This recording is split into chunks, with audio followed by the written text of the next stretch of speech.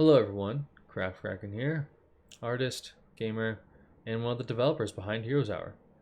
And today I want to show you a little bit of what I've learned with Kairos Fate Weaver. I've been maining him since Chaos Realms, and I'd like to get this knowledge out there in your hands before the life cycle of the game is over. And I have a lot to share because I've learned plenty, and primarily I'm a head-to-head player, so I play in environments that are very extreme, more extreme than legendary difficulty, I would say. But as a caveat, most of my knowledge does come from hard campaign normal battle difficulty because like the humans take control of the AI in battle anyways, and most of the community doesn't really care for playing a legendary. So just as the caveat out there, but all this stuff I'm going to show you probably could, actually I would say certainly could be replicated on legendary difficulty setting. It's just that you'd have to manual more battles, and Tzeentch's manual resolve is very strong. So the AI really shouldn't give you too much of a problem. Once you deal with your initial threats, you should be, just good to move on with your campaign and dominate everyone. After you acquire the Force Peace, changing ways, no AI can sustain a war against you. So you could ignore entire fronts if you're prepared. So, how do we start? So from turn 1, you're going to recruit a lord, and he's going to follow Kairos around all the way to the Skull Carver's abode. On turn 2, you're going to make another lord, and he's going to sail north to spot the goblins. Now, that's critical because you want to start your Diplo Eco. Diplo Eco is basically like joining wars against people for money, or like trading settlements or doing trade deals, but Kairos doesn't have trade, so we're excluding that last part. And Kairos is like really good at Diplo Eco because as you can see, it's already turned 37 and I have eyes all over the map. That is fitting for Tzeentch, right? We know all, we see all, except for the donut. The donut is actually pretty hard to get access to because you're probably going to need like track army or something. It's really out of your way. You could join a war against a good guy from Marathi to spot the island, but it really isn't that critical. But if you really need some more money, you can go for it. So when you're doing Diplo Eco, I guess I'll explain the chain, right? So you spot this goblin, and then you declare war on the lizards, and then you take your lord and you park him in the territory, and then you do your first manifestation, and that's going to give you a bunch of books. You can disband him, because you could disband him immediately. And when your manifestation goes off, you could reveal Tic Tac, and then Volkmar, and then Markov Dynasty, and then usually it's like these guys, the Top Knots, and then Bloody Hands, and then the Crooked Moon's Mutinous Gits. And from here, you could go a couple different directions, right? I used to go to Clan Angrand so I could spot the Beastman over here. You could still vie for this position and like spot the orcs and stuff. There's some money to be made. There's a lot of money if you could go all the way to Corone. But I actually think it might be better to spot Skarsnik and then the Lamian Sisterhood or the Dripping Fangs, and then you reveal the Servants of the Enclave or the Conclave. And the reason you do this is because sometimes Cathayan caravans will pass through this territory. And if you could spot a Cathayan caravan, then you have access to Lokir, you have access to Eshin, you have access to Village, and Kolek and Zatan. There's a lot of money up here too. Now, if you go just like north through Reichland, you can spot Kislev. Kislev's pretty key because I think like you could go Crooked Moon, Karakadrin, Ice Court, and then like in your Diplo you will have Kostaltin, and then you could join war into Azazel and Clan Mulder. So this is a really good position to have too, visually. So that's what I look for. Oh, and for Corone, you could join war against Be'lakor, which is really great. So another thing about, so like how should I say this? In the early game, you're only going to be like up here, right, in Reichland. You're not really going to get past this. You kind of don't want to use your revealed Shroud chain to climb through this area of the map because it's very expensive to do so, and there's much money. And you will also get vision here by stepping into your quest battle, right? It's like right south of the Crystal Spires or the Howling Citadel, I forget which, but you're going to spot Vindex up here. And once you spot Vindex, you can reveal Daniel, and then you could join war against Malekith. I believe that's the play. And then once you reveal Malekith, you could reveal Hargoneth, and then you could join war against Valkia and Sigvald, right? And that's how you get your other two Wars of Chaos. Now, the Dark Elves have lots of money, so joining war against them is also effective, and they're an evil faction, so they will eventually ask you for peace, which is fantastic.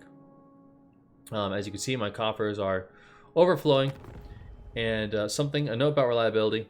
You want to make sure that's very high. I messed this up in the first take, in that, like, you know, I was able to show you kind of the consequences. But here, basically, this is what it looks like. Let's see here. We can kind of close this, click on Corone. We can join war against the Shadow Legion, like that. 3,000 gold, right? And you could do that for like all the Wars of Chaos and a lot of other factions too. It doesn't have to be just Wars of Chaos, right? You have plenty of options. Now, if you're in a head-to-head game, you can't, like, you know, load the save. So before you do anything, just like click declare war, and if you have a peace treaty that's still like ongoing, it'll tell you. Make sure you do that like every time, especially between sessions, because I've had sessions where I hit very low reliability and it takes like 15 turns to get yourself out of it. You just always want to be very high with Kairos, which is very funny. So now, after you get your Diplo Eco established, I'll explain like a second objective. Or I'll explain a second objective, which is Tzeentch Mutants. So Tzeentch Mutants are what's going to give you your Confederation tempo.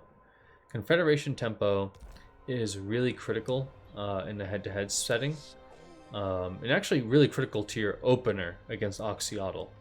But especially in a head-to-head setting, because most factions, like Game 2 and Game 1 factions, have multiple legendary lords to confederate into that have land. So, you know, like your especially high elves or dark elves, like you just get a legendary lord, you get 4 territories, and you just start taking more territory with the extra lord that you just got for free, right? And you do that multiple times. And Kairos doesn't really have that, right? He has it a little bit. And what little we have to use, right? So at the beginning of the game, I believe they're called the something scribes. I know it's not the blue scribes or the scriveners or something, but this minor faction that you're next to is going to be at war with Oxyotl. And if you do this correctly, the moment Oxyotl declares war on him, you can confederate him. And his starting territory has the infrastructure for Chaos Warriors.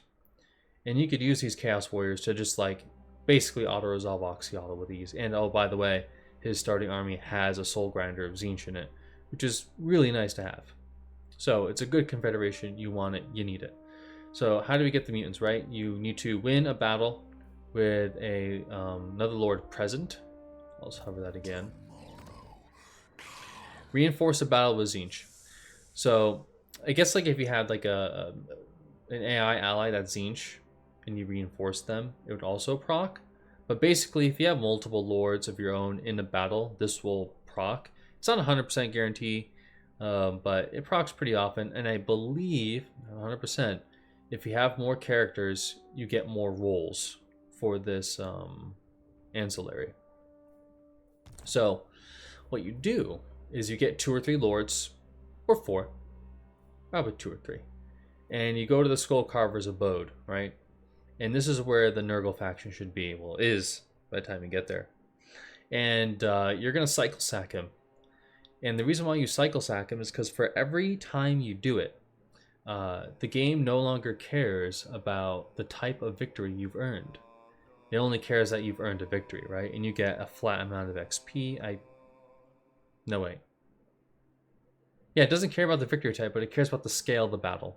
So you're going to earn XP, right, every time you cycle sack this. And you're going to earn also 2,000 gold, right, every time. So you're going to recruit like pinks. Like I just do pinks. Pinks auto-resolve just fine, and in battle, they're just fine, right? You could go for Zongors, but I tested them, and they're just like, they're kind of equivalent to pinks on the battlefield. Having armored, shielded flankers, it's nice, but in like a late game engagement, it just doesn't really matter because your stack's going to be very elite because you have to deal with supply lines, right? Like you just basically don't want Zongors in your endgame compositions. But anyways, like actually, so pinks have a place in your endgame compositions, but I'm digressing. Pinks are good enough. You cycle sack. You get mutants. And if you do not get mutants, like so by like turn 7 to 9, let's say, and you don't have any mutants yet, you need to pay these guys some money. Like maybe like a medium gift is usually what I do. Because you just need to get your relationship up with them, right? So you cycle sack the Skullcarver's abode until the Slaanesh faction comes out of their capital. They will take the settlement over time. And when they have the settlement, you basically have like 2 armies, right? And then you just attack them, and you might have to auto it. I'd recommend auto it. You could auto it, but you're probably gonna have to play it. And in battle, the Slaanesh force is it's tricky to deal with. You will take a lot of losses because like demonettes just hurt. But if you take a defensive position, you can make it a lot better for yourself, right? If they attack you, you likely get a map that has a choke point. You hold the choke point, you blast them with spells, right? Easy peasy. So speaking of spells, what should you have as you level up early in the game? So here's what my skill tree looks like, but early on, I usually waffle on what I would like, but I think that you can just do your spell line. So you already have the blue. Get pink, because pink is like, it's... So blue is like much better than pink, especially if you like line it up against a line of infantry. It'll just even armor targets, it'll destroy them, right? And you could spam it. But it does require micro, right? And in the head-to-head game, like every second matters, especially when you have to cast many spells. So I would grab pink just because it's like instant and you can just throw it on something and like they just can't dodge it, right? You're definitely gonna get Route Marcher, but you don't need anything else. It's blue. Get Prismatic Plurality because it'll let you cast spells even faster, and then like maybe a point into Infernal Gateway, right? After that point, actually, I'll get to the later. I'll get to the mid-game skill line once we get to the mid-game, right? So you're gonna have your spells. You're gonna fight Slaanesh, snipe the Lord, right? Oh, actually, also this guy. So he's gonna get increased mobility as, you know, an immediate thing. Get that first, then Fireball, then maybe like Kindle Flame, 1 point of Flaming Sword, and then Burning Head. So if you start like a teleport ambush battle, for example, you could throw Fireball and then Flaming Sword of Ruin, and then like snipe Lords, right? Because you have like the 20% extra damage from Kindle Flame, and you have a damage buff from the Flaming Sword. And it's a lot of damage, and they just basically won't be able to survive if they're like lightly armored, that is, right? So you beat Slaanesh here, and when you beat Slaanesh here, you take the settlement, and then you move on to Occam's Forever Maze. Now, I recommend sieging out Occam's Forever Maze until they attack you, but if they don't and you need the tempo, you probably could fight it. You know, you probably could fight it if you have both your armies there, but if you're fighting an opponent that's like particularly tenacious, fighting a siege battle that early with pinks is not going to go so well for you, because they're just really bad at firing up walls, and your spells, like the player might decide to concede the battle, but if someone's playing really smart, they will stretch their infantry across the walls and make it very hard to actually kill them efficiently with spellcraft, right? So, you know, it could go either way depending on the caliber of your opponent. If they're really good, wait for them to attack you, or like sit in ambush stance right behind the sieger and then lure them into a battle. You should have a position that's defensible, right? You can form like a box between the I don't want to call them mountains, but like little hills. They look much like this, right? You can form a little box around them, and when their infantry clashes with yours, then you can just hit them with spells because they have nowhere to go and they die. Easy peasy. So once you take Occam's Forever Maze, you need to decide like when Kairos is to split off from that secondary force, right? Ideally, it's at here, or you could take it all the way to Castle of Splendor, depending on how many casualties you've taken. But basically, Kairos can't go any farther than this. If he goes farther than this, then you're losing too much time with your main lord, right? So he splits off with the little guy, and the little guy should be enough to finish off the Slanesh faction. I usually leave him with the majority of the military power if I can. I don't give him any of like the unique units, right? Because Kairos needs them to take on larger targets. But it should be enough. So Kairos force marches back here. And meanwhile, you should have gotten the Confederation with this guy. And once you get the Confed, I mean, like, you can just kind of, like, you could sit in ambush stance and teleport ambush him, or just walk up to him if you have, like, if you recruit all Chaos Warriors. And at this point, like, when you're recruiting these Chaos Warriors, like, your Diplo Eco already has to be pretty damn good, right? Because you're going to be fielding 3 armies, and for, like, up to turn 40 or 50, you're going to be negative 4,000 to 6,000 in the bank, depending on how deep into the red you're comfortable with, right? And, you know, I might overkill it, but every time I've done this, it's pretty consistent. It is consistent, not even pretty consistent. This is the line. So anyways, you wipe out Oxyotl with your warriors and your Tzeentch grinder, and you bring along another lord or two to like get more Tzeentch mutants, right? And if you've cycle sacked this enough, if you had enough time, Kairos should be level 10. So if Kairos is level 10, you're gonna have access to your quest battle. Now I would what you do is you initiate your quest battle, and Kairos will teleport up here where Vindex is. And another reason for the cycle sacking is because you need to do this fast enough so that Daniel does not destroy Vindex, right? If he destroys Vindex and he's gone, then you just lost out on like a really key position. So anyway, it's level 10, you take the quest battle, you look at it, you retreat, or you could fight it.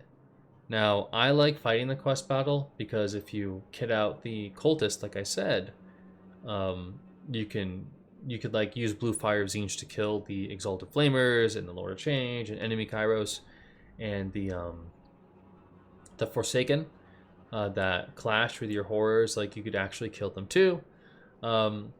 If you're really gonna fight the quest battle, I highly recommend investing in some Screamer infrastructure. Because having like 3 or 6 Screamers by the time that fight happens is really nice. It's only a tier 2 building. It's right here. And they can contest the Kairoses, the Lord of Change. They can jump on the Chaos Knights, right? Because they have Chaos Knights too. And that's really critical because like they hurt a lot. And the anti-large that these guys bring to the table is actually really significant.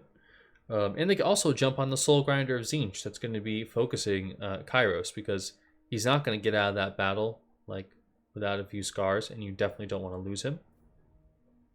So you fight the battle, you win it, you get your trait, whatever, right? That's ideal sequence. And so then Kairos is now fit to move north and deal with Teclis. So you kill Teclis.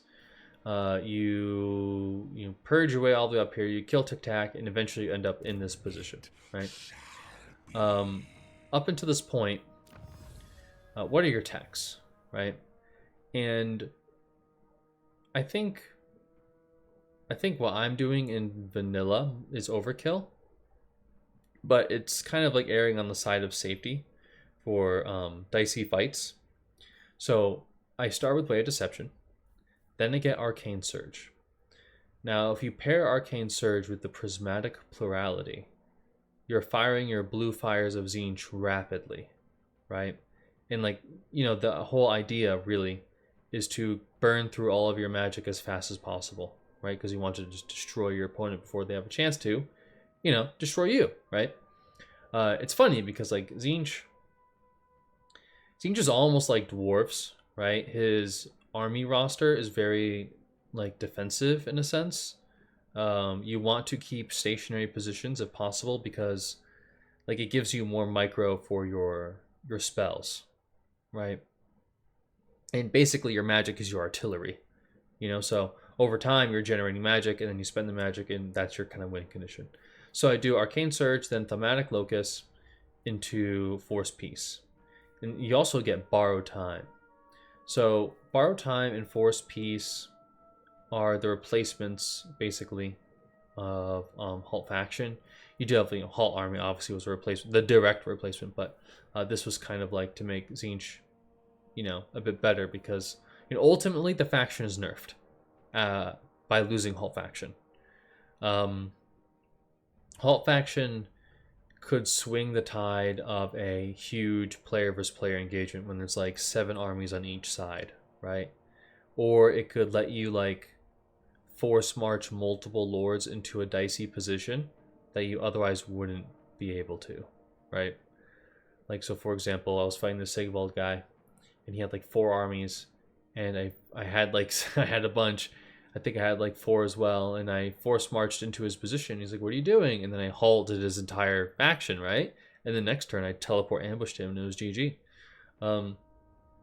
So, anyways, but these changing of the ways actions are really potent. Borrow Time is superior, in my opinion, to Halt Army, and the reason for this is, well, first of all, like what comes after Borrow Time is a lot, right?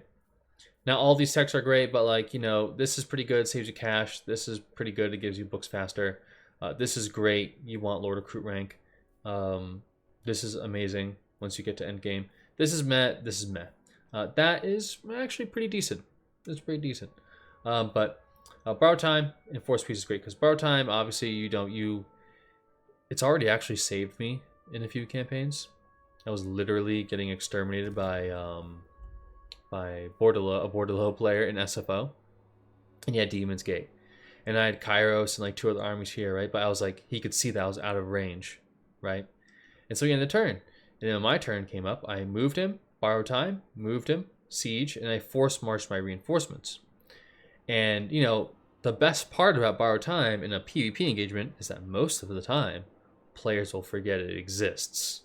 And its cooldown is like, I think it's like 7 or 5 turns. 7 turns. They probably just used it. 7 turns, presuming you put the 3 points into the skill. What's it called? Binding of the Wills. Binding of the Wills, definitely max that out at some point. Do it. Anyways,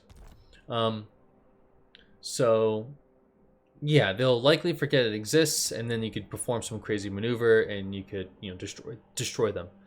Now, a note about Borrow Time, and this is so weird.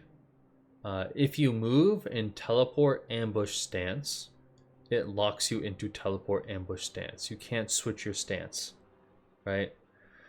If you move normally and then use Borrowed Time, you cannot switch into Teleport Ambush stance.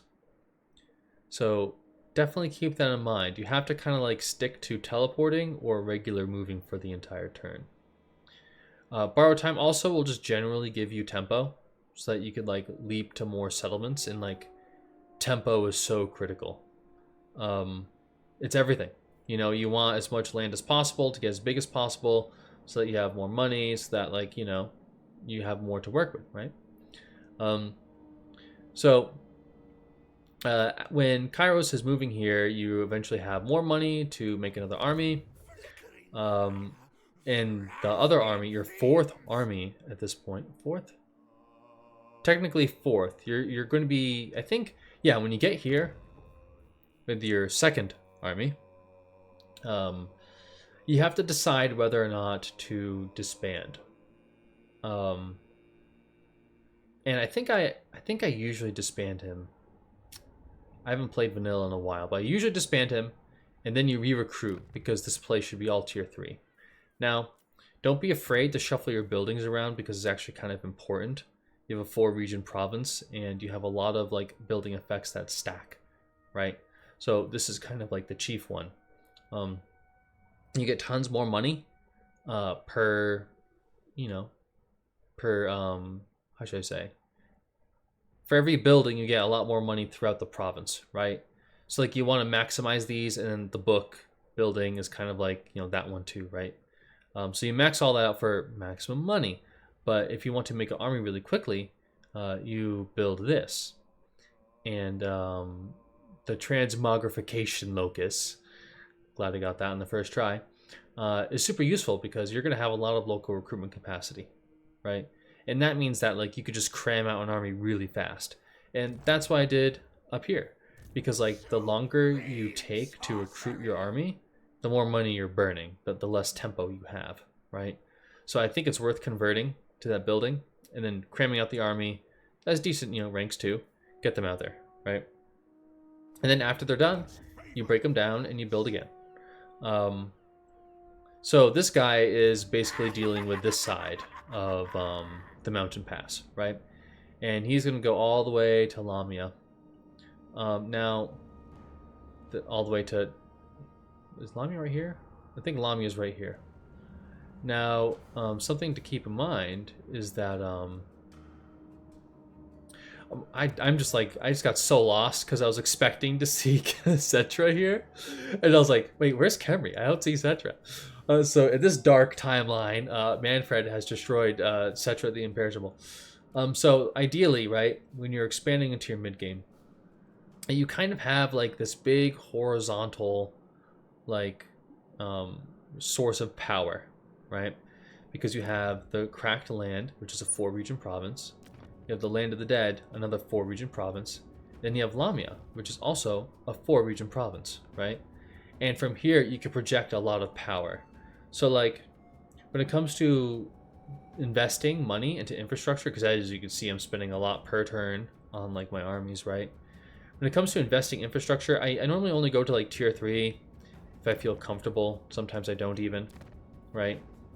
Because like sustaining your armies and sweeping the map is most important.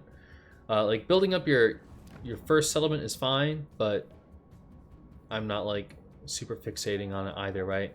Like there's no like power spike that's so huge here that I need it immediately, right? Because like ideally you take these places and then that's where you fortify, because usually your opponent in like a head-to-head game is going to be like just basically anywhere in the world, right?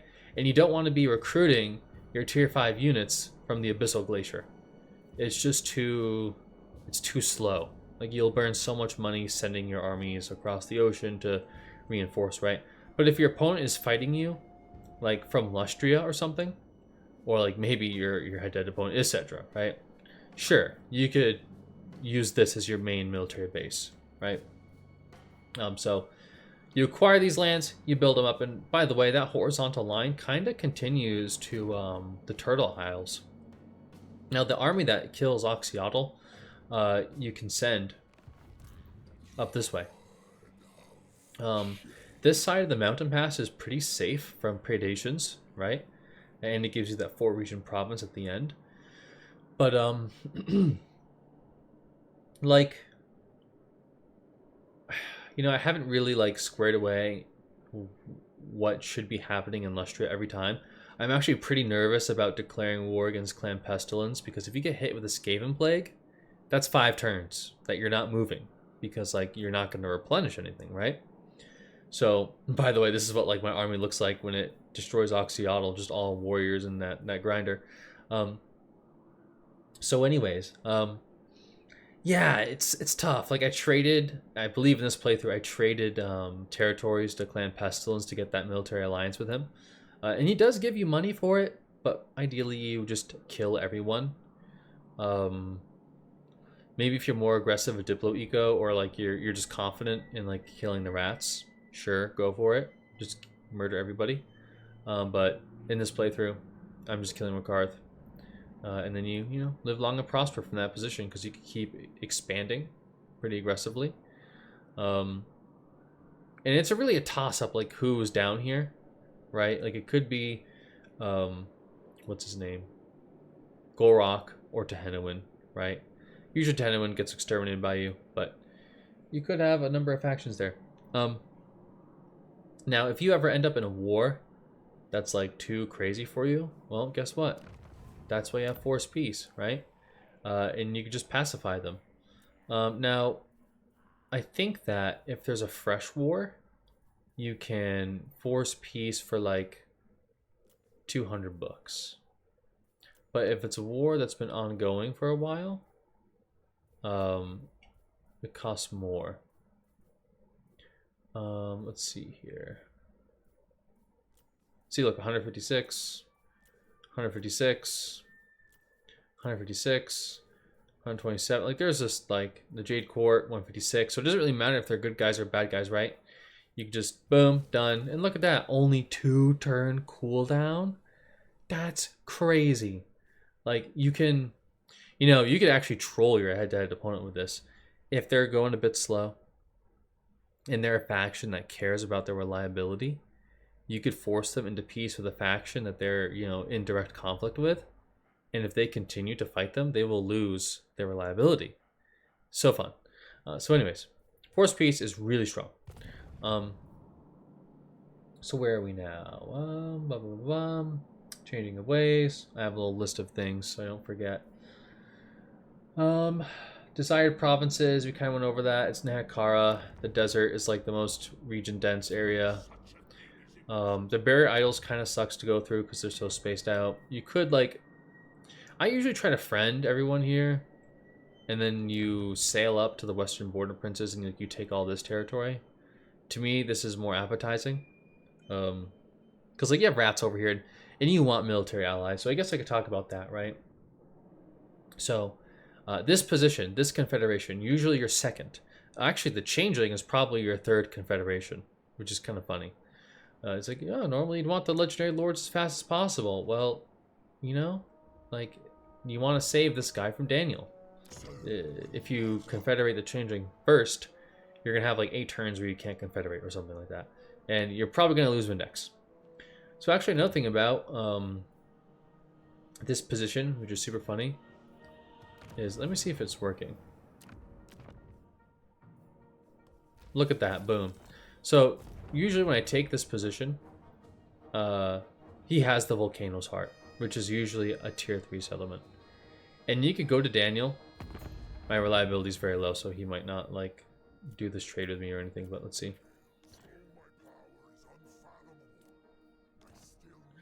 Okay, so you could get a lot, right? And if my reliability was higher, it might be even better, right?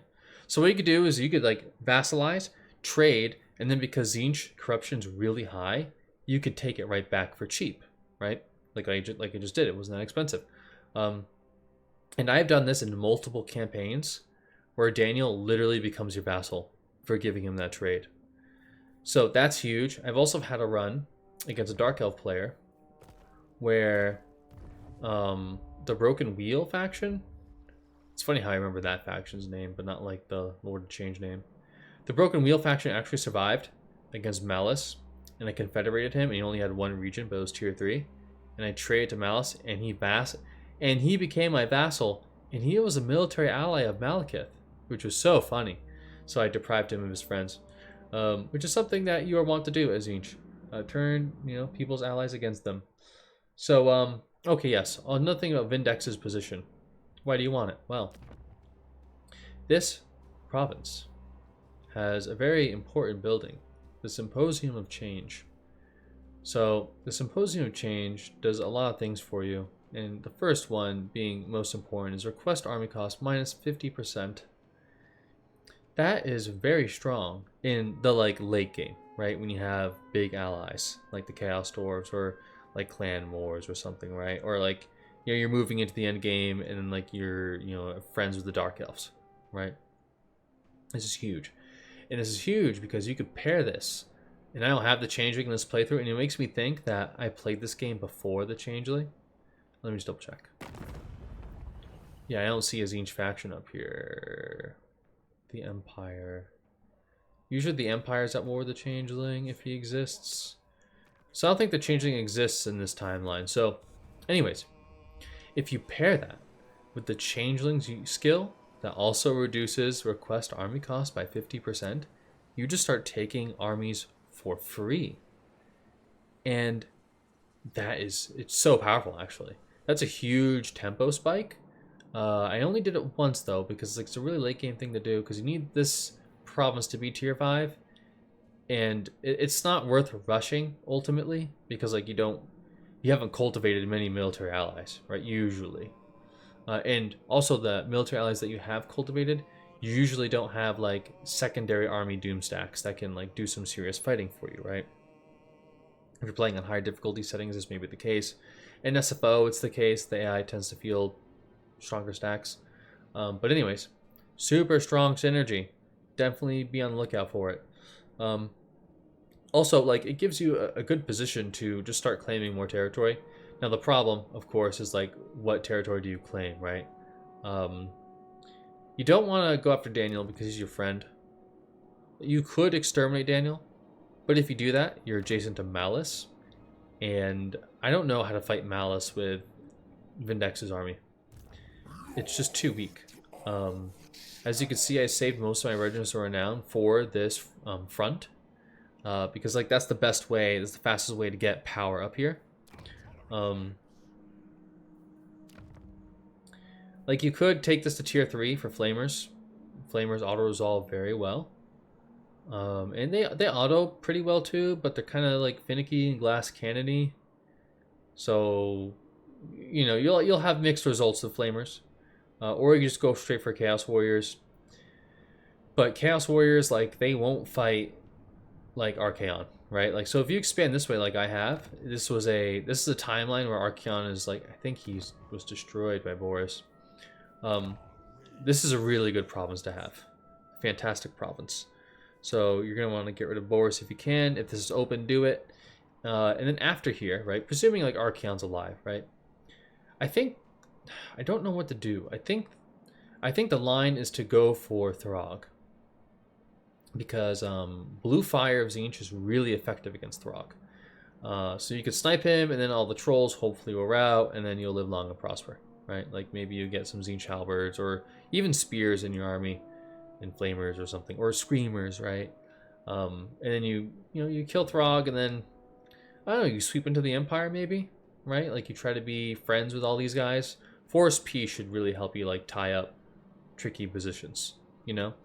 So I think that's the sequence. You friend him out. You either go for Throg immediately. Well, you friend him out. You evaluate the position over here, right? Like if Archaon is contesting this province, you could still fight him and force peace. That is an option, but he still will not like you. But it's only 2-turn cooldown, and it's cheap. So probably, maybe that's the play, right? You just like bully his vassals out of the area. You can't fight Archaon directly. That's not going to happen. Even if you teleport ambush him, not with this army. It's not going to give you the auto. So anyways, you evaluate the position, use Force Peace if you want, but then I think you go for Throg, and then like you go for the rest of the Empire, right? So, yeah, that's kind of where you end up mid-game, right? Now, let's talk about late game. And like player versus player conflict. So, ideally, you are kind of scrying your opponent. You know all of his positions, and you kind of like lead him into teleport ambush battles, or just battles that are favorable to you. But it's not always easy because a lot of players think that teleport ambush is kind of like the end-all be-all. Like, oh, you just can't fight teleport ambush. You immediately lose. GG. That's actually not the case. It's far from it. And the reason for this is because teleport ambush uses 100% of your movement, and if you haven't finished your tech tree really, it takes a lot of magic, and Tzeentch is a faction that rides or dies on the amount of magic it has in a battle. So why does the 100% movement matter if you win, right? So you'll win the fight, but there is no retreat point for the enemy, right? But if they rout on the battlefield, they will still retreat, right? So that means that their army, like tattered as it is, right? Like maybe it's 30% of its original strength, or maybe it's 50% of the original strength, right? It's going to retreat, and you're not going to be able to follow up unless you have another army nearby. So if your compositions are really like dedicated to winning these teleport ambush battles, you're going to need like Chaos Knights or Doom Knights to chase down enemy targets as they flee. Or maybe Zangors are kind of fast. You could use Zangors. But like basically you're going to be vulnerable on the next turn, right? Because they have a chance to strike back at you. You don't have as much magic, etc. Right? Depending on like the severity of the enemies that you're coming across. Now, if you end up in a late game position where there's like 7 armies on 7 armies, right? If an enemy is smart, they will put all of their armies into ambush stance. Now, and you'll probably be ambush stancing as well, because you want to deprive your enemy of information and like of your exact position, and cloaking your exact position as Tzeentch is really critical because you want to catch people in these teleport ambush battles, right? But if the enemy is ambush stance, you cannot click on them to teleport ambush them, right? So like normally people think encamp stance is the way to do it, but encamp stance never protects from teleport ambush battle. But so they have to go into ambush stance. So anyways, so what you have to do in a late game position is you need to win the hero war, and you need to win it really hard. Now, if I'm correct, and if someone in the comments, please tell me if I'm incorrect, but I believe every hero gets a role to spot an enemy ambush. So you need to win the hero war so that they're not revealing your ambushes and you're revealing theirs.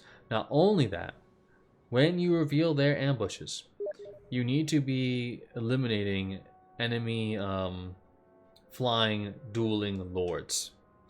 Well, actually, in vanilla it's not so important. SFO it's more important, but still, like wounding wounding heroes out of enemy armies is really critical because Kairos, or say Tzeentch, doesn't really have good tools for killing characters outside of like soul grinders of Tzeentch or like flamers that have like a target that isn't moving. Now, I say they don't have any tools. I'm talking like from an army standpoint, right? But from because like what they're gonna do is that they're gonna fly their Pegasus lords at your birds, and you're gonna constantly have to micro them, right? It's hell. But what you do have is Final Transmutation. Now this Final Transmutation is totally nerfed in SFO, but in vanilla, it is like the spell. It is the most important spell in your entire repertoire. So much so that I believe that the creators, CA, wanted to lean you into metal magic. Not that they have a super big understanding of the of the game, but this tech exists for a reason, right? +3 recruit rank to lore metal casters. So you're gonna have more access to metal magic on your primary lords than not.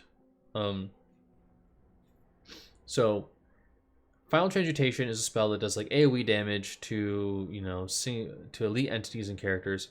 And the thing is that it does so much damage. It does so much damage that I've killed Imric players twice with it. I've defeated an elite Bretonnian Air Force with 50% spell resistance with it. I'm talking like, Kid Outlords, Griffin Knights, Pegasus Knights. Like they had it all, right? And I just Final Transmutation and they die, right?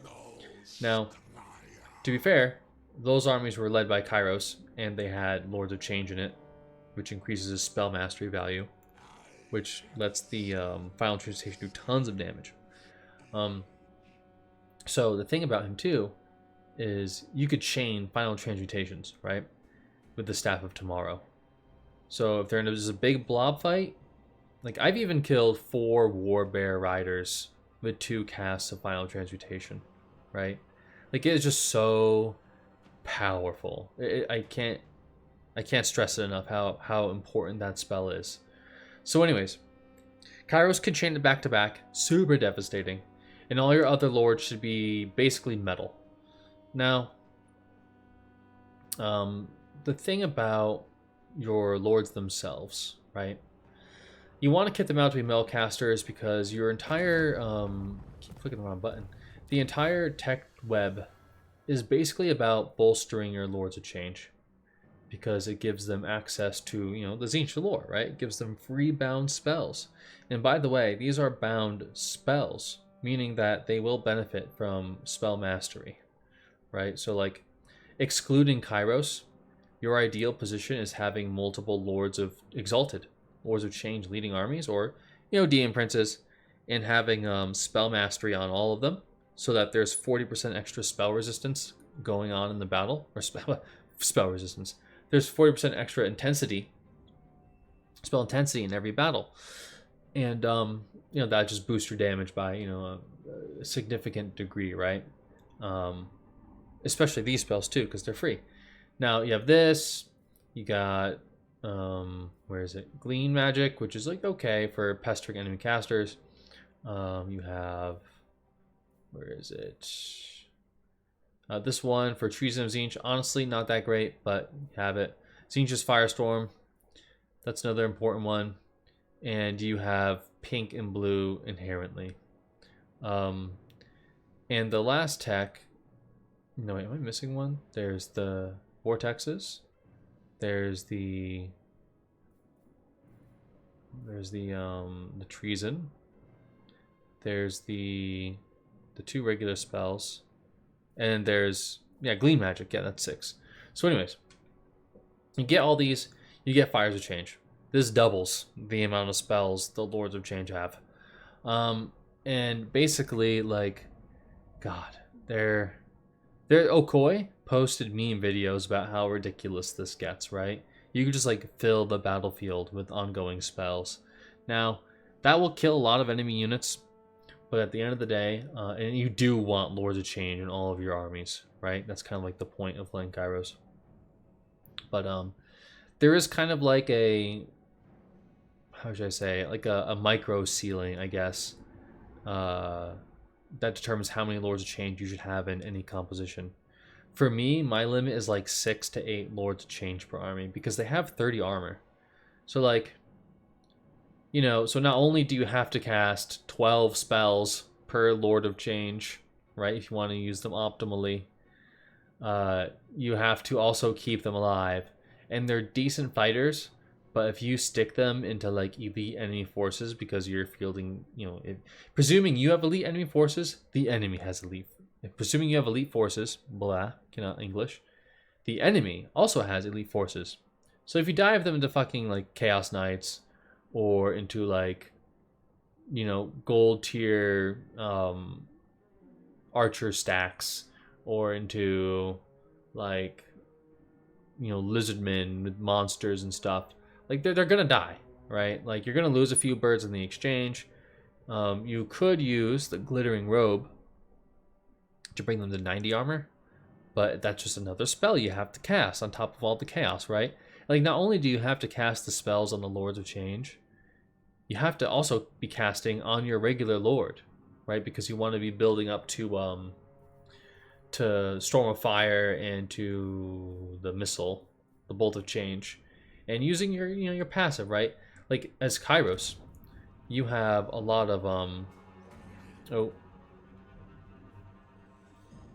hold on, the encoder is lagging. Hello.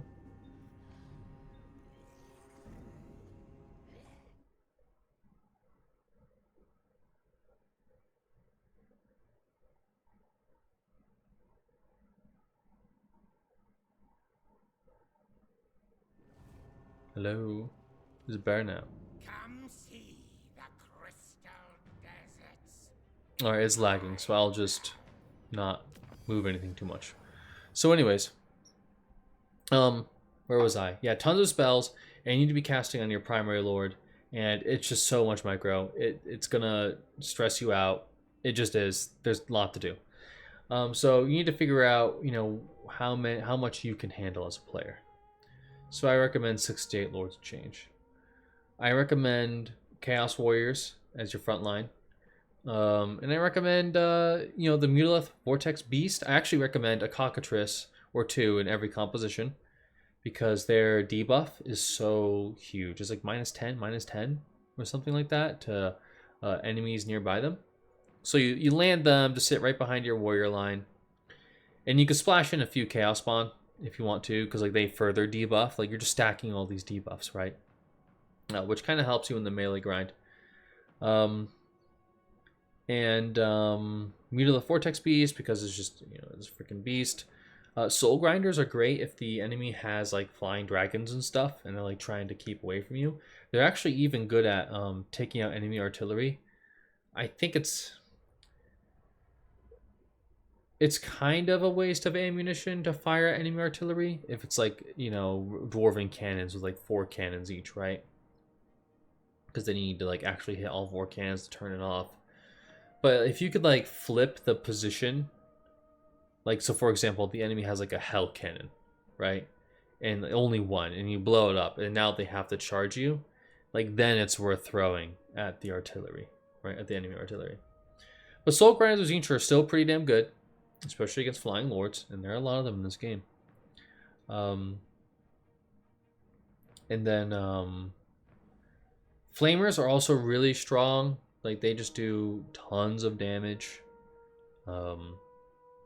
if they can actually get their target. I actually ended up killing an army of mostly Mournfang cavalry by spreading out a lot of Tzeentch Flamers in like kind of like a checkerboard formation, right? So they can always like overlap each other. They just do a lot of damage, and on top of your spellcraft, you can do a lot. The Exalted Flamers, funny enough, they're pretty damn accurate, and they're less snipeable than the regular Flamers are, depending on like what kind of unit the enemy is like trying to counter them with. Like I think they're better against like guns and arrows, but worse against characters, if that makes sense. So I would recommend that. Well, I'd recommend Exalted Flamers for like fighting enemy archer lines or something, right? Like just a few, and I think that the Burning Chariot. I really don't like the Burning Chariot. The problem with elite units in Kairos, well, it's not really a problem, but it is a dilemma, right? Let me just go here. So your lore change 425, Vortex Beast 500, Burning Chariot 425, Chosen 375, 338. Actually, this is kind of cheaper. Doom Knights 400, right? So like all of these units, they're competing with the Lord of Change for a slot, right? And obviously, like the Lord of Change in this faction is OP, and it should be. So like you're gonna get mostly them, and the rest, you're gonna have to like have a very specific use for, right? So I think the Burning Chariot just isn't good enough. I don't think it deserves any slot in a late game army. I want it to be good. I really do. But like it's so hard to justify because like you basically need to babysit it. And because it only has 9 rounds. Like I don't think there is a reason why it should have 9 rounds. I think it should have like 15 or 20 rounds. But if you park it over an enemy lord, it could do a lot of bulk damage. But you need to babysit it. And you can't babysit it while you're microing like 48 spells just from 4 Lords of Change. And then like all the spells from your regular Lord of Change, and then keeping them all alive. You're just not going to micro all of that, right? So I think like you should just stick with the Exalted Flamers if you want basically an Exalted Flamer, because like they're both Exalted Flamers, one's just flying, right? But this guy's much cheaper, And he's got a respectable range too. So, you know, I just, yeah, I don't think there's a place for Burning Chariot. So, you know, again, maybe like 4 to 8 Lords of Change. A Warrior Core could be chosen if you really need chosen, but I think Warriors are good enough. And then you bring the Cockatrice to like nerf people. Oh, it's only melee attack. I think in SFO it's also melee defense. But anyways, that's still really good. So you get the debuff from the bird. Maybe you splash in some Chaos Spawn. They take 2 turns to recruit. So I'm not 100% on them. But Chaos Spawn, like, part of their utility is being a monstrous unit in their mass, right? Their mass is going to help you tie down like enemy cavalry that's like trying to break your formation up, right? Because like if the enemy makes a mess of your formation, it's going to be harder to hit them with spells, right? Because like then you'll be, you know, hitting your own units too. So that's something you want to be on the lookout for. So yeah, you know, basically a couple of birds, warriors or chosen, beast, maybe soul grinder, maybe knights. They're also good for mass and like, you know, countercharging things, and maybe some flamers, right? If you're looking for a cheap composition, screamers are excellent anti-large targets. I would try to splash in some horrors of Zinch wherever possible, because there's attack. And actually, what's funny is I never recruit exalted horrors because of this tech. So this tech gives arcane mirth to all of the horrors. And arcane mirth is one of the things that sets these guys apart, right? Because it gives you power recharge rate. Now, power recharge rate basically gives you more access to the mana that you have in reserve, right? So if you have a bunch of horrors and they're not in combat, they're going to give you like 60, if you have 3, like 60% power recharge rate. And that's going to let you cast more of your spells, right? If you combine this with, hold on, the Great Arcane Conduit, you have another 60% right there, right?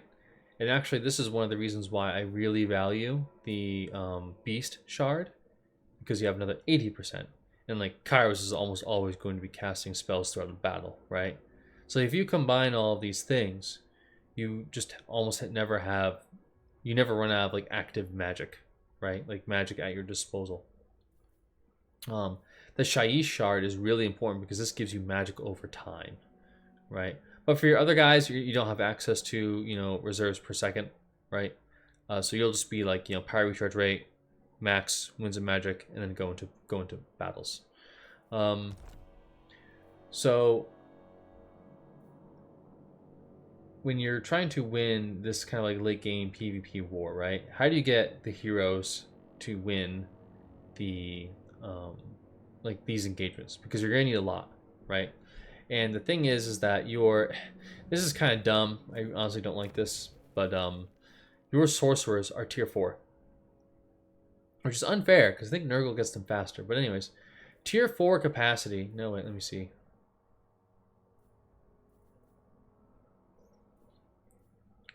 Okay, yeah, wow. So tier 5 is how you get more capacity for Chaos Sorcerers, which is just dumb. This is a dumb design decision. They're not that fantastic, right? But anyways, they're here. I think it's because they don't want you flying through the tech tree so quickly, because you, through your libraries and your provincial orders, you go through your tech tree pretty quickly. You could keep pace with factions that student farm. But anyways, so these guys are hard to get. Cultists, I think, they're justified, I think, to be tier 4 capacity, because cultists, they do a lot for you. They give you fire magic, which basically boosts the damage of most of your damage dealers in the faction, and they give you increased mobility, and they get war shrines, which is another source of spell intensity, right? So cultists are a power spike because, like, you know, also increasing mobility also increases the range of your teleport ambush. Very important. So you're left with these guys, right? Capacity at tier 3. So when I'm like at turn, I would say around turn 60 to 80.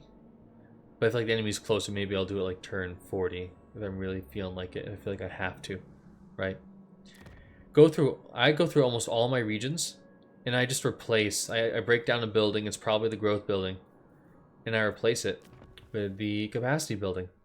And I do this until I hit like 20 capacity. And then what you could do is you just cram out like 20 of these little guys, right? And actually, ideally, you do it from this place because you get hero recruit rank, right? Which is kind of cute. And then I think there's a tech for it too. So you could get rank 6 horrors. And if they're metal, they're rank 9, right? So you could be cramming out like, 20 rank 9 dudes, and they're going to have 15% extra success chance per your passive. And this passive, like, it's hard to feel it in game until you start fielding like a stupid amount of heroes, right? Because you just want to make it like impossible for the enemy to have characters on the field if they're not lords. It deprives them vision, it deprives them of utility, it deprives them of their magic items. So that's how I do it. And then after I recruit like 20 or so, right, I will switch the buildings back to a more appropriate building type. So the last thing that I'll cover is lords. So for Kairos, as you can see, I have not finished off his unique skill tree. This is important to finish off, but I feel only when you have your Lords of Change, right, in the army. I feel it's more important to max out Binding of the Wills. Or get your spell stuff first for like whatever battles you feel it's necessary, right? Like blue, fire, pink, and a vortex should take you through most engagements. I like getting Greater Arcane Conduit because you get more access to magic. And then Legions of Madness is really fantastic for maintaining momentum. It lets you auto-resolve a bit too if you want to be lazy. And then reducing your upkeep, obviously very strong. Lightning Strike is like a hit or miss with the Zinj because like sometimes you're just gonna teleport ambush instead, right? But Lightning Strike is still nice to have because if you're fighting like a ton of enemies, it might be better to Lightning Strike like 3 enemies on the same turn than teleport ambush 1 because even though you're not like getting a really sublime engagement on one army, you're refreshing your magic against 3 in one turn, right? Because like so for every individual battle, you get more bound spells, right? So to play it through, right? Let's say you teleport ambush 1 army. That let's say there's 3 enemy armies. You teleport ambush 1. There are 2 left. On their turn, they attack you with 2 armies, and then you have to deal with that, right? But if you lightning strike all 3 armies individually, you go from like let's say there's 4 Lords of Change that are maxed out, full power. You go from 48 spells to 96 spells to like 140 something. 140 something spells, okay? Hashtag math. But you see what I'm saying, right? You have a lot more spell power, and that's just the bound spells. Like for each battle, you have access to your big spells too, right? On your caster. So you just have more power if you break down your engagements. So anyways, you can see how I take them out, yada yada. This might be important on legendary difficulty, but really avoid it because Kairos is skill hungry. If you can avoid this, do it. This is just like, this is a dead skill to me. I have experimented with lines where like you start I call it a book club, and you put them all into a region that like generates you a lot of books, like the Golden Tower from Krokgar. And it's just like, because supply lines exist, it's hard to justify doing this. You end up losing a lot of money and you don't get that much back in return. You shouldn't, like, as you can see in this position, I got 2,000 books. You shouldn't have to be like spamming books. You should never need so many books that, you know, like you need a stupid amount of books. You just don't need to farm them. That's what I'm saying, right? If you just take territories and you build the book building, if you build the book building, there we go, you'll generate books. You generate enough, right? This is fine. So anyways, back to Kairos. So I think getting his shards is most important. Depending on the engagement, like when I'm fighting lizards, I carefully consider if I'll need this shard, because this gives you the final transmutation. I think before any serious PvP, you're usually grabbing the fragment of Shaman for final transmutation. Shaiish, you cannot skip Shaiish. You probably could skip Gur, but I don't recommend it, because like having the Wild Heart passive, it's very strong to have access to the magic in your pool. Like you don't want to end a battle with magic left over, right? Especially if like every second is counting against like Manfred von Karstein, like ripping through your ranks, right? Like you just need your magic. Akshi is super useful, more fire damage. Azir, don't sleep on Azir. So this was part of the reasons why I won my aerial duel with Bretonia. So this passive is huge for aerial superiority, right? Like you know, some factions can contest you for it. Who can? It's Bretonia. It's High Elves with their dragons. I don't want to say Cathay, but Cathay has their own Lord Dragons plus Longma Riders. Chaos could try with Furies in like Bloodthirsters. Who else is flying units? Like vampires? Yep, vampires with Vargeist and stuff. So like there's a number of matchups where this will matter. And so you combine Roiling Skies, right, with... Hold on. With... I probably have one this campaign, because you always end up getting them. Hold on. Do I have it? Oh, maybe I fused them. Guess I don't have it. Damn. Okay. Well, usually there are these like common items that debuff flying units. It's like minus 15 melee defense or minus 10 melee attack in an AoE. So you combine that. You combine that with the Heavens passive, and then with like Helm of Discord, and you're just slamming their stats, right? Plus the Cockatrice. Like they're just so vulnerable, right? At that point.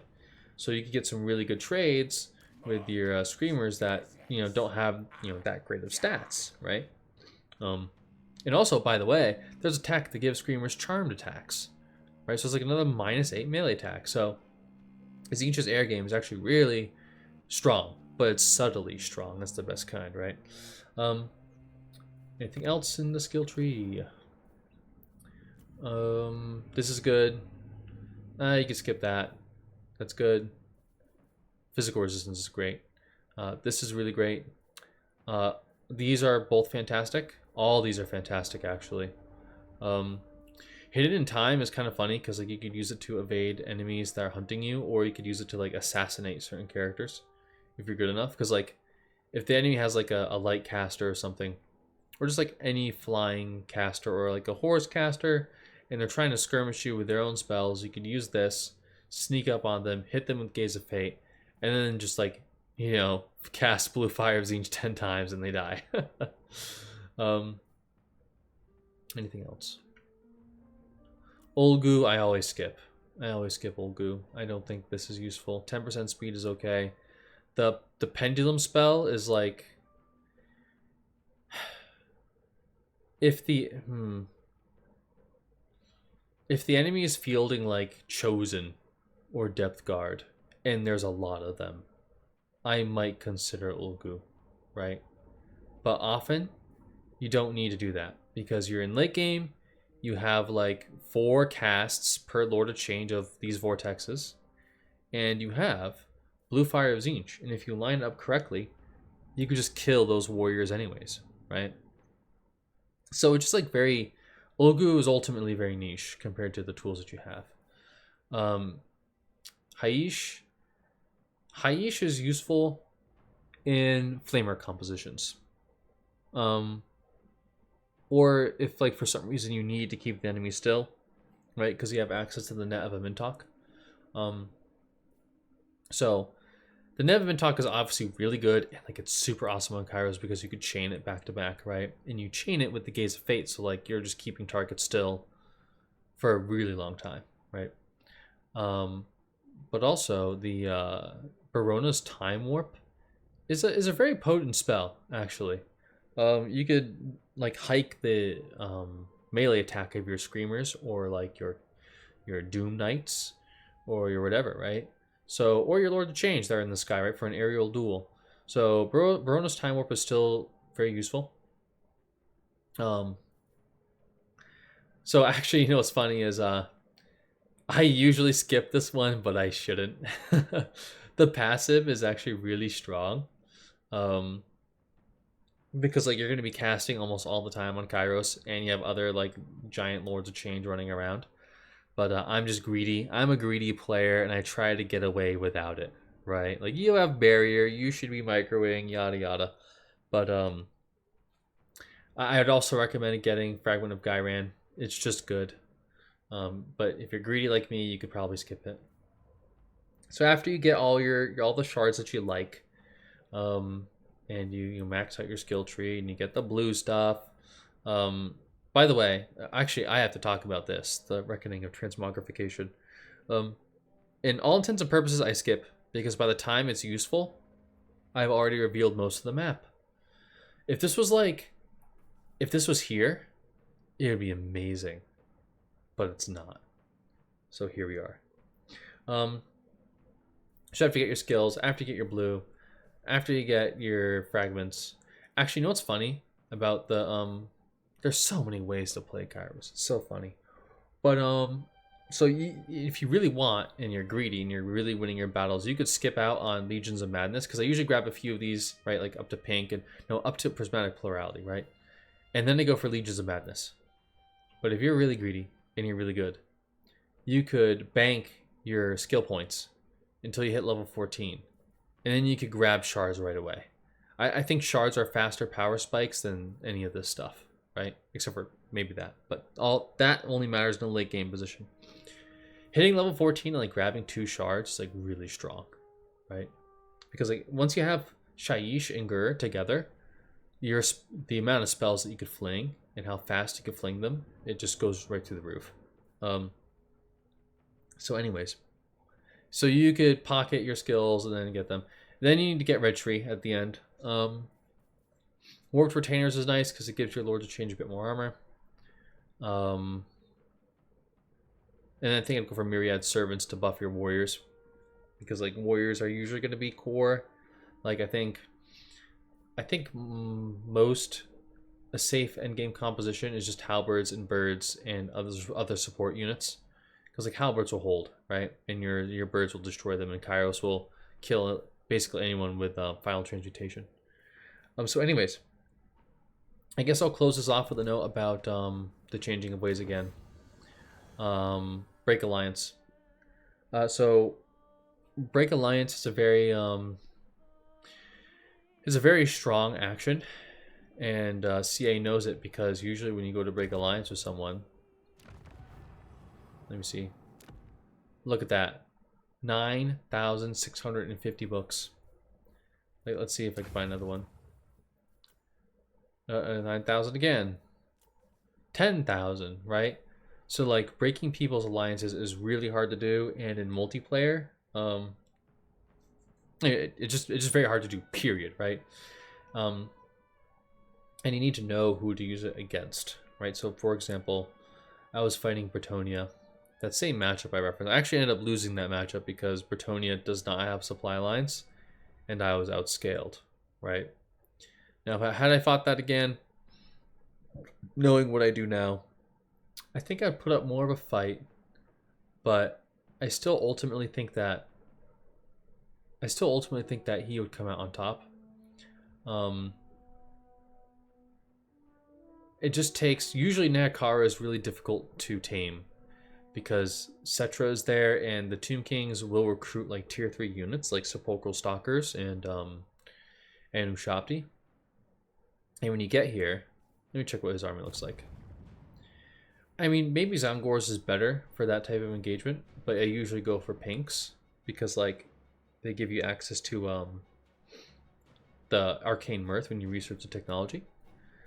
Maybe the screamers would help too with the engagement. Like it's very dicey because like screamers hardly survive auto. They have very low armor, and the auto resolve just like loves to kill them. But if they get on their intended targets, they can do a lot of damage. So you have to like baby them, and that is probably another reason why to like have another army around so you could like swap the screamers out of your main stack for auto resolves.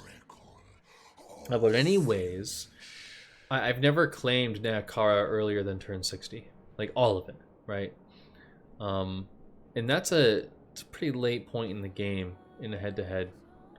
So anyways, point being, I was fighting Bretonia and I was trying to break alliance him, and he has like these diplomatic texts that give him like plus 50 to Order Tide, right? To like other Order factions.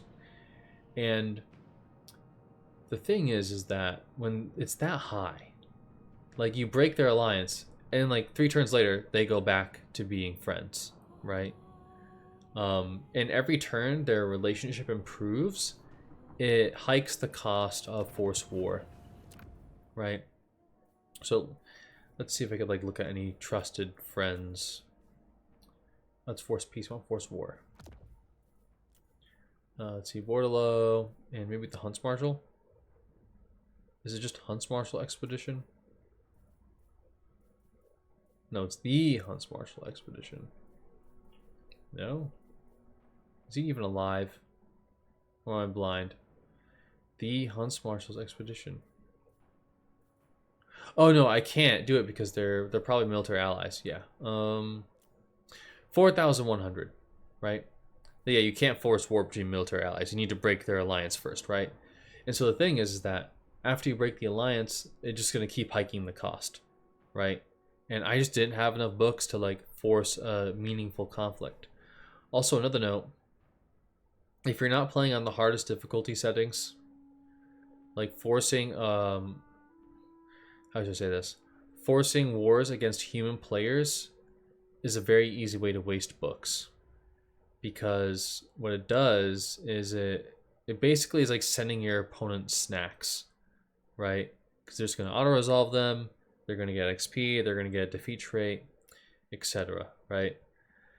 Now, I mean, like if you're really good, you could force them into wars with factions that are like critical for them not to be at war with. But that takes a very deep understanding of the game. And oftentimes those factions are their would-be allies. So it's very difficult to just spring a war on someone that shouldn't be, let's say, right? It's hard to alter the timeline such that like, you know, Avalorn declares war on Tyrion, or like Boris declares war on Zarina, right? The potential is there, but it's difficult. So, anyways, so break alliance, right? How do you bring this cost down? Because this cost has to drop. Like you're not going to get like 10,000 books in your game. Like well, I already have 2,000, but it's very difficult, right? I'm only making like 170 a turn, and most of my books are from like post battle loot and stuff, right? Or like events, or quests. So how do you bring the cost down? Well, I don't think I have any this campaign, but I'll check. But there's an ancillary called a Treacher. Let me see. I probably don't have this campaign.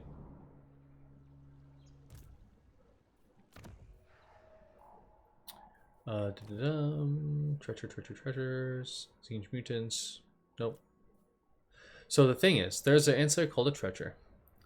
And how you get a Treacher is you have to Shush you. You need to win a war in military allied territory.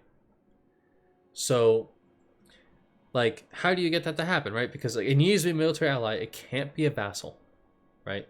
So, and this is one of the reasons why that you might have Clan Pestilence as an ally, right? So you could fight battles in his territory, and then like you get a treasure. Well, it's not guaranteed. It's a 30% chance, right, per victory. And I think every character involved gets a role, so you want heroes and other lords participating. So the thing is, like, obviously, does he have any active enemies in his territory? No. You're gonna sit there forever waiting for enemies, right? But what you can do is you could use the Way of Deceit to get Force Rebellion. And you could force a rebellion. Let me see if we can do it right now. You could force a rebellion in his territory. And that is how you farm treasures. You sit in your military ally territory, and you force rebellions, and you kill the rebellion, and then you roll for your treasure, and you rinse and repeat until you get all your treasures. You need, if I didn't say it already, I swear I did, but I'll say it again. I'm going insane. You get a 30% discount to break alliance per treasure. Okay? That's an important number because it means that you could do 3 treasures, right? And have a 90% discount. And you're still left with 10. And 10, at this point, like for the one that we just looked at, it would cost like 900 or 1,000 books to break that alliance. Right, from like 9,000 to 900, right, 10%. But if you're really stingy and you really need tempo, I won't say stingy. If you really need tempo, you can dip 3 points into the Reckoning of Transmogrification, and this makes it a 99% discount. So you could skip on the 3rd treasure, or on the 4th, treasure, right? And then it's like very trivial cost, and then like. Once you have that, you could break alliances all day, right? You could break alliances, and then you could force wars, and then the world is your plaything. Let's see, anything else? Manifestations. In vanilla, the manifestations kind of suck. This one's obviously really good. You want to get books. This one is good against AI, pretty worthless versus a player who knows how to counter it, right? How you counter it is like, since it's not a plague, you could switch your army to another army, and or switch your units to another army, and they'll no longer be suffering the mutations, right? Magic Flare, I mean, it's useful. And Night of Madness is, it's basically worthless. Like, I think this could be useful if you're trying to revive a certain AI faction, but you just typically don't need to do this, because like you're gonna just force rebellion anyways and spend 200 books. Like, it's only a 2-turn cooldown, 2-turn cooldown. So you kind of don't need Night of Madness. And also another thing too is that like I own a decent chunk of the map now, right? But my bar is just barely at the 2nd manifestation, right? Like, you need so much land to hit the 3rd one that, Night of Madness probably won't matter in your head-to-head campaign, right? And, like when an enemy notices that, like, they're suffering corruption and control loss, they will just recruit a lord and then just farm, right? They'll farm your rebellions and laugh at you. So, also, a note about Force Rebellion. Almost never use it against an enemy to try to disrupt them. Like, every time I've used it across multiple campaigns, it just gives them XP and money, right? Now, there are some positions that are so compromised that Force Rebellion might be useful. And, like, so for example, against that Bretonnian player, the Dark Elves were invading. Funny enough, the Dark Elves were invading Bretonia. And they were, like, sieging Bordelot. And so he was sieging, and then, like, I think there was already a rebellion because there was, like, an ongoing battle there. And then I spawned another rebellion, and, like, there's, like, tons of armies that he has to, like, chew through, right? Um, so you could like double down on catastrophes that are already happening. In another run, I was invading the Empire, and I revived Vlad von Karstein so that I could farm his trait, and then I moved on. Right. So there are funny ways to use Force Rebellion, but Force Rebellion is not like Vermintide at all, right? It's a very niche little thing. And you actually know what, even in a free for all, it could kind of be useful as like a hey, does someone want to pay me like 5,000 gold? And if you do, I'll give you Rebellion to give you XP, right? And they're also going to be making some money back for killing a rebellion, right? So there are just so many ways to use your books. But the first way is to reveal the map, and the second primary way is to use borrow time. The third, force peace. The fourth, halt army. So a note about halt army. So why don't I go for halt army? Should have gotten to this part before, but halt army. The problem with it is that you could swap your units to the. Let's say you have two lords, right? So it can be countered, let me say, by having your armies always followed by a lord. So as each player hits your main stack with halt army, you could take your second lord, transfer the units into his army, and then move him on, right? Now, you could say like, oh great, like Karl Franz is not going to be in that next battle, so you won't have as much XP, whatever, right? Like who cares? Because we're just going to force march to follow the army that probably just took the next settlement anyways, right? So like it doesn't really disrupt that much tempo unless the opponent, and like you're fucking you're the scryer, right? Like all. So you could like if you see the map such that like the enemy's getting lazy, he only has one lord in a certain position because like maybe there was a conflict, right? And then you hit him with the whole army and he has to recruit a lord on the next turn, right? Like, or he doesn't, the best thing is if they don't know how to counter it and then they just get halted every 2 turns and then it's really powerful. um, against the AI, obviously they won't counter it. It is strong against them, but again, it's just not as important as like forcing peace with an entire faction, right? So there's the halt army breakdown. Is there anything else? Scatter loci, obviously very strong. Local recruitment capacity and replen, really good. That's really good. That's really good too. It's really good. 3% upkeep off, and that's something. 10% action success chance is strong. I mean, like your cultists don't want to be doing actions on the field if it can be helped, because they want to be in your armies, increasing the movement speed, right? And I think that just about covers it. Oh yeah, I guess I could go over these guys.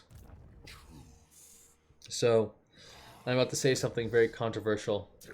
The Lords of Change themselves, the Exalted Lords of Change, are not that good.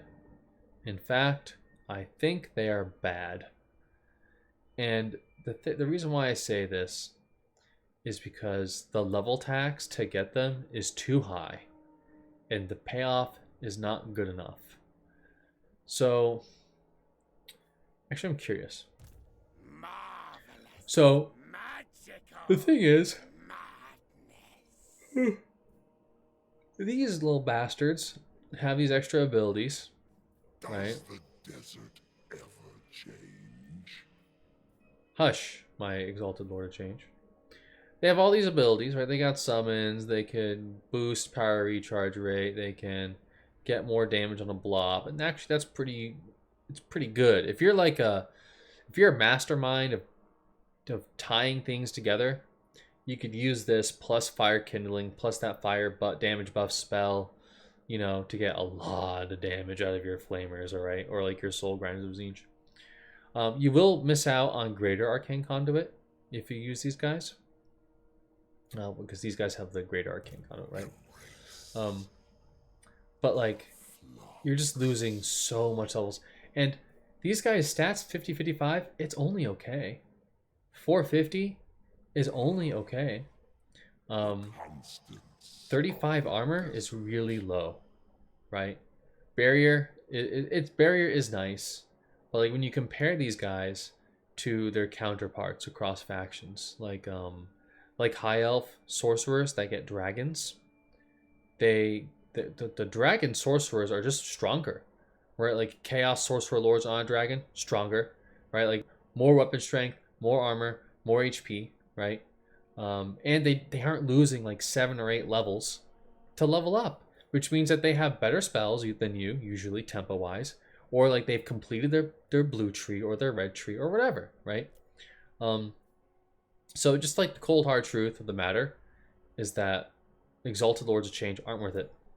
I think in my future campaigns, I'm only going to use the Heralds, because like while I did say previously in this video that like you want multiple sources of Greater Arcane Conduit, it's just I think you lose too much on the level up for it, like because like these guys aren't, you're not going to have, it's hard, let me say, to get so many Exalted Lords of Change that stacking the Greater Arcane Conduit really matters. If you're really good about keeping your lords in a blob, gotta get away from these guys, they're chatting too much. If you're really good about stacking your lords and like leveling them up properly and stuff like that, sure, right? But it's usually too slow, and it's just not gonna happen, and like, you know, it's not worth it. So one thing to note is, I'm trying to close up the video, but there's something else to say. There's another thing to note. Now that we're talking about lords and their levels, is it the Black Pyramid? What do they call it? No, he has it now. Duh. Okay. This landmark is really good. Lord recruit rank +3 and hero recruit rank +3. So that hero recruit rank +3 plus your faction capitals +5 plus the metal magic, right? Another 3. Plus your hero recruit rank skill, which is another 3. So you're gonna have really high level heroes once you claim the Black Pyramid. Also high level lords, right? Because like you have 6 from your tech tree, then 3 from no, you have 9 in your tech tree if you're recruiting a metal one, then 3 here. Then if you go all the way into Lustria, I think there's this one, Chamber of Visions, right? +1? +1 here, right? So you can start recruiting really high level lords, and then like if you do your long-term victory, +10, right? So like maybe when you're recruiting like level, I don't know, like 17, 19 heralds, then instantly transforming them might be worth it. But yeah, just pound for pound, I just don't think they're worth fielding when the enemy caster lords are just better. Now, SFO fixes that problem, but I'm not here to talk about SFO. That'll be for another video. Alright. Well, there is the bulk of my knowledge.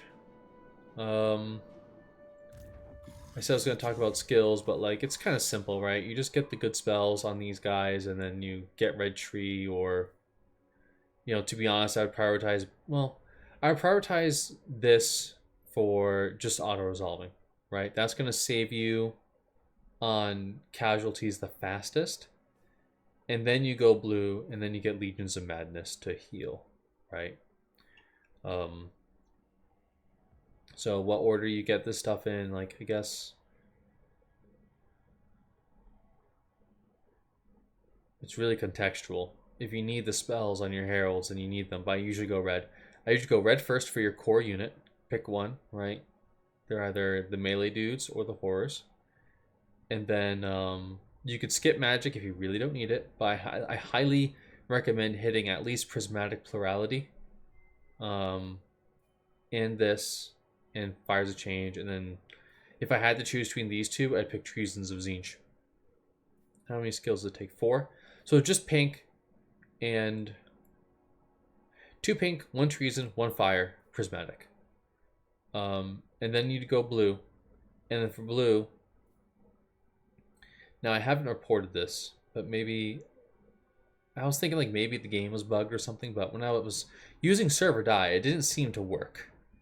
But if it does work, I would get server die, or I would get despoilers because 10% sacking income is actually really good because like you're almost always going to be sacking when you move across the map. The whole meta of the game is to like make armies such that they sustain themselves so long as they win the next fight, right? That's how you sustain like minus 7,000 a turn, right? You just keep moving, you keep winning, you keep moving, you keep winning, right? Having lords behind these guys is also really useful from a very general standpoint because you can ambush bait, right? Look at this little skull faces under the shroud. Look at that. Anyways, I don't remember ever being able to move the camera this far back. Kind of funny. Maybe they're going to expand the Southern Waste at some point. Ooh. Okay, anyways. So, yes, ambush baiting, really good. Oh yeah, I guess I'll compare Chaos, these guys. Chaos Sorcerer Lords to Heralds, right? I kind of flip-flop between the two every now and then. I'm like the first hero, Lucar, the Indecisive of Kairos' faction. So Gaze of Fate's great. This is meh. Wait, is it +5 for spawn? I thought the +5 was only for Forsaken. +5 for regular spawn. That is nice. I don't know. I mean, I don't usually run with spawn. This is really good for auto resolve. It's funny if you like actually stack like weapon items on him or whatever. Like he could be kind of decent, right? He's like 80 armor. He's zipping around on his disc. He's okay.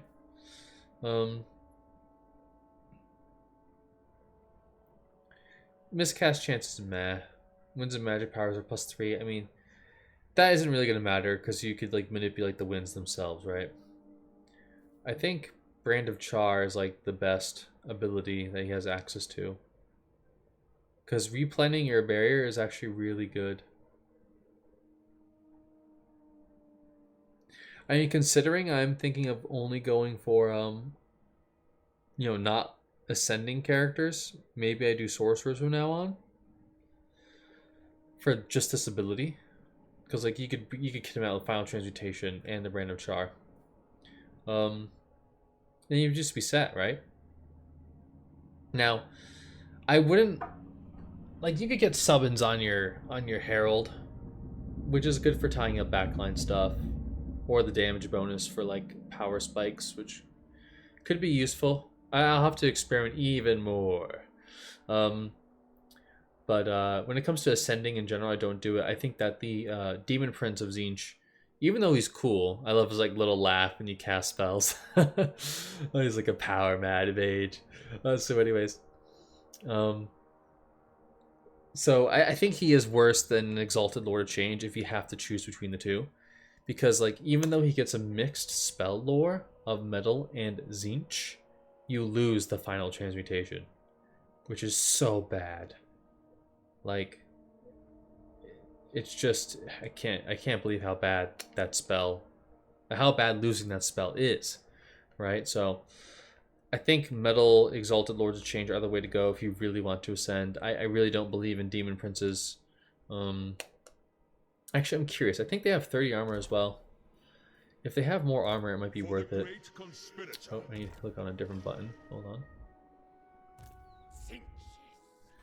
Tzeentch's sorcery. 30 armor, yeah. Let's see here. What's his weapon strength distribution? Isn't that the same? No. He is 152, 315. Wow, he kind of sucks in melee. What? I'm actually surprised his weapon strength is that low.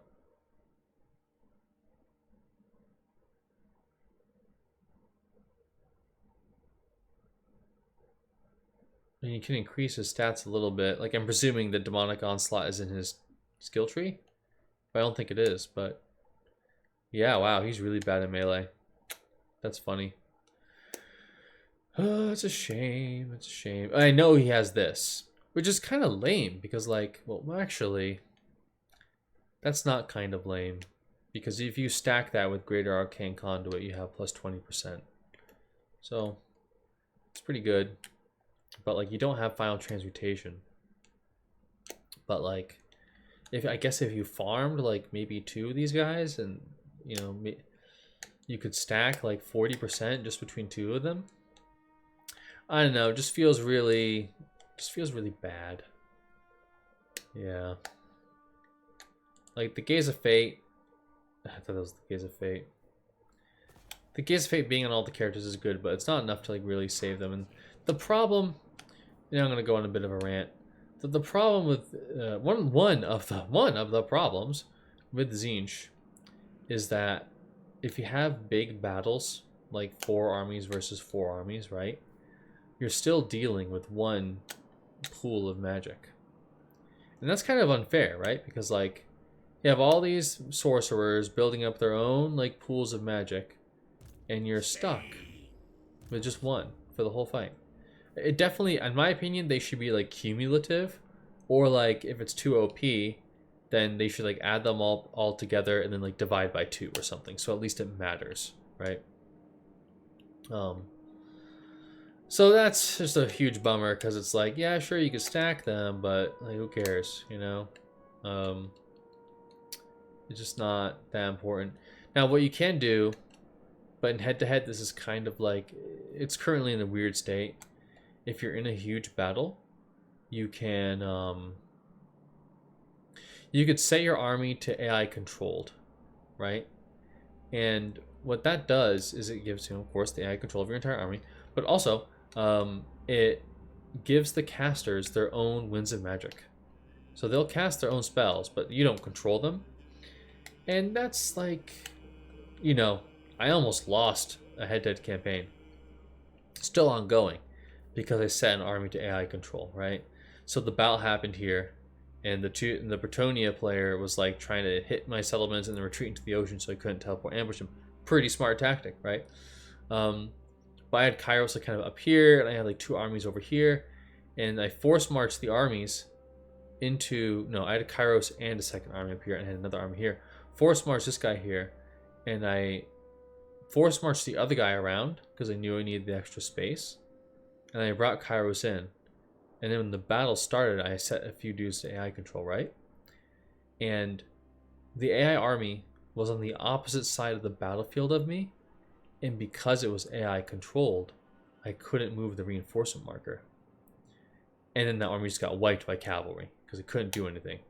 And like because I was trying to like, you know, it threw me for a loop because like I was fixated on like saving that army instead of just letting him go. And I should just like let him go and been like, all right, it's a lost cause. Focus on like the things that I can control, right? And that's kind of an important note, right? About large scale conflict. Having sublime control over a smaller portion of troops, I think, is better than trying to chaotically control all of them at once. Because a lot of players, now, obviously, if you have enough micro to control everyone at once and you can do it well, then do that, right? But given that you have like a micro ceiling, like I do, right? You need to decide on like what's important, right? You need like a hierarchy of importance, and it's critical that you kind of figure that out. You know, your ability to figure out what's important on the battlefield will change over time, but often I find that, how am I trying to get to with this? It's like, if you have stationary armies, it's easier to like control things, right? But if you have stationary armies, it's you're more likely like. So I guess what I should say is I should break down that fight a little bit.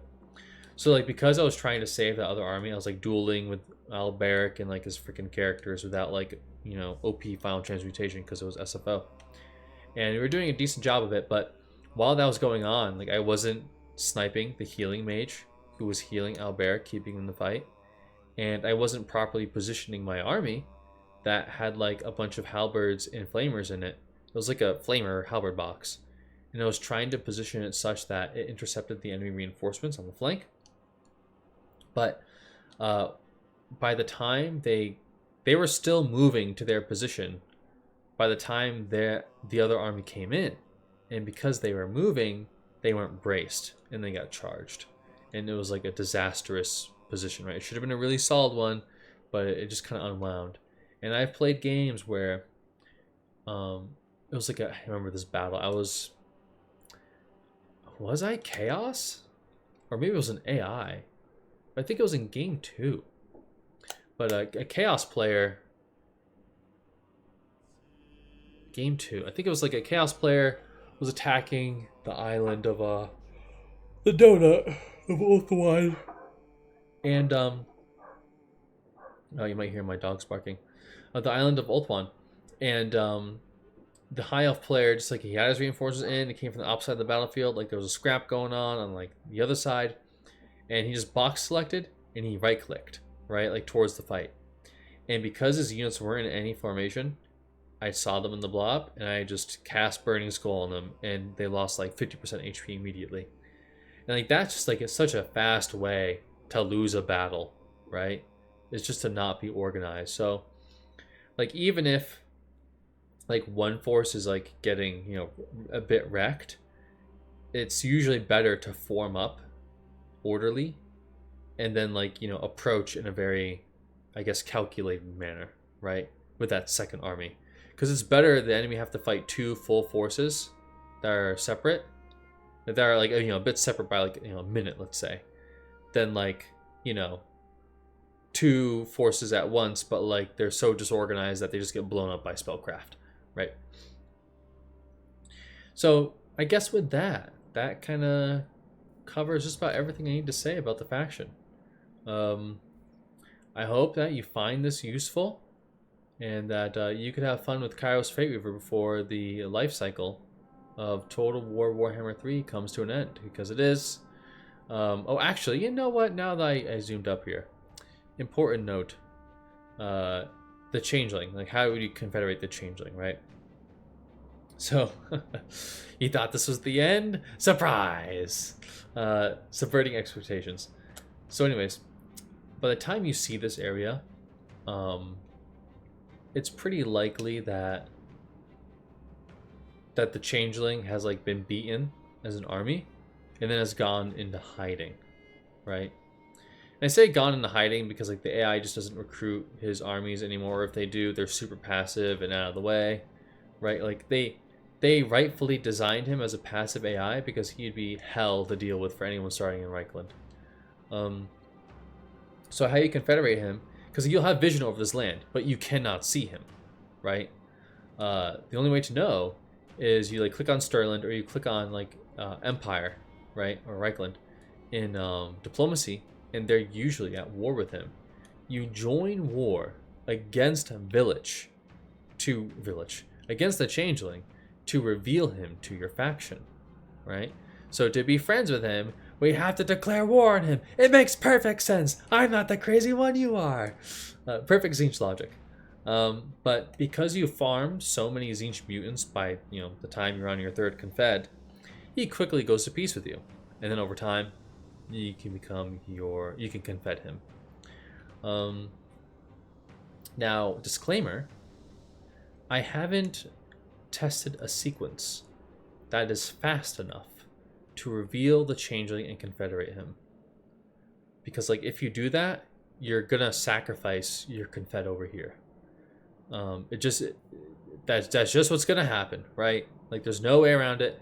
And normally you don't have enough books to like leapfrog all the way into Stirland, because that's where he starts. Like you'll get to the Crooked Moon into maybe maybe join war against Karakidrin or just reveal, then maybe Sylvania, and then Averland, and then maybe you see him or something. Like, it's very difficult to have that many books to see all this stuff. If Tzeentch becomes Ascendant, right, as the first one, it's on the table, right? And you know what's funny is I should experiment with that line, because I think it'd be pretty funny if I could, like, just spawn in the Empire. But, like, you know, that'd be really hard. Like, killing Franz might not be too difficult, but, like, this position is notoriously hard to fight because you're just in the center of everyone, right? And you don't have any friends of the Changeling. Also, you don't have his Trickster Colts, which infuriates me. Like, I wish there was a mod that changed the Changeling such that he took territory like Kairos did. I was really hoping for a Tzeentch Legendary Lord faction that actually took territory to confederate. I was really looking forward to it, but no. You just can't. You just lose all of his fucking Trickster Colts, and he's just a lord you get to play with, and maybe start taking territory. Oh, God, it's so cursed. So yeah, there's the Changeling Confed. And that's it. That is it. There isn't really much else to talk about. The Golden Tower is important. You do want it. It gives you a lot of resources, books, and research. It's just so good. This is a great landmark. 10 out of 10 landmark CA. I'm actually impressed they made this one. Because, like, this province, it's only a 2-region province, right? But the thing about, like, it's so funny. Like, I keep talking about Tzeentch forever. So, the provincial orders are pretty critical to Kairos because, you have this one, which increases your research rate by 10. And like if you have a book building, look at that, you have another 6, or you know, have 18% total, right? So like you're getting like 18% technology rate from each completed province, right? And this one represents, let me see, this one represents 28% research rate, right? So like you're getting a bunch of value out of this like little province, right? It's very dense value, right? So I really like that. And the 600 gold return is not bad. So the thing about like why I kill Tic Tac over Krokar is because Tic Tac is more likely to come after you, and Tic Tac is easier to deal with. You could teleport, ambush the birds, and they all just die, right? Or like if you have to fight Tic Tac in the field, you could spam blue fires of Tzeentch on Tic Tac, and he dies. But if you're fighting Krokar, like he has an army of Sauruses. And they will, I mean, maybe if you brought a Zongor stack, you could like just attack the Saurus warriors and win. But it would still be a very difficult battle, just straight up. Because like, that's a lot of meat to go through. And I've teleport ambushed Krokar before with like pinks. And I didn't win it because the Sauruses, and when I played it, the Sauruses turned around and murdered me.